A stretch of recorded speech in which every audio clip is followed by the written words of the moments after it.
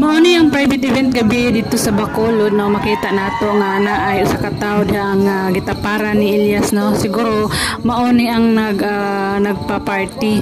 So I think birthday pod anin niyang tawhana og makita nato nga malipayon kaayo ang usa ka event kung ang mga tawo nga gi-occupy is gamay ra, no, compare dito sa mga free ticket. Kini siya private, kini siya nga gig. So naa sa special nga tawo kuha lang mismo kang Elias og sa van. So nindot kaayo. Sorry gaw na pod sila guys, no. Sa mulumpat lang. Kana naman sila mag-linaw-linaw. Good morning. Dakit Surigao. Sakit Surigao, mas sila mo advance birthday. So kaya sila temprano. Shout out sa tanan. Yan makita ako lang. Pasabak na po ang taga Ilaw. Surigao. So din sila mag-concert si Elias guys sa Malimon o Surigao del Norte.